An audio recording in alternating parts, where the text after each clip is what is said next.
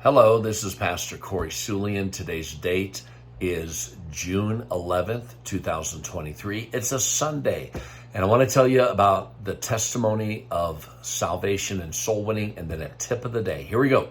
Today I went soul winning, and I got to knock on some apartments after church. I didn't see anybody saved during the main church service on Sunday morning, and so before I went home, I went soul winning, got to knock on a couple of doors, and I got to see two adults saved, an adult man and an adult lady. And both of them, they were so open, so receptive. I went to this apartment complex, and all I did was knock on 3 doors. And I got to see at 2 different doors someone saved. And boy, they were so happy to be saved. Man, I am telling you, there are people everywhere that want to be saved if you'll just take the time to look for them. Now, here's the tip of the day. Here we go. You ready? You want to see people saved? Be faithful to God's house. I cannot tell you how much God shines his blessing on those who are faithful to his house. There's just something about being in the house of God. I was in church. We had an 8 a.m. service, a Sunday school hour, an 11 a.m. service, and then a 6 p.m. service today. And I was in all the services, and boy, it was good to be in the presence of the Lord.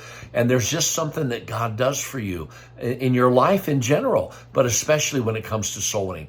Do you know any soul winners who are faithful soul winners? Any people who see people saved on a regular basis who do not go to church? I don't know of any. I don't know of anybody who is a faithful soul winner, who sees people saved on a consistent weekly or daily, whatever the case may be, basis, who's not a part of an independent Bible-believing Baptist church, that is faithful to the house of God. Listen, I'm telling you something. If you're not faithful to the house of God, you will not be faithful to be a soul winner. So make sure that every Sunday on purpose you go to God's house.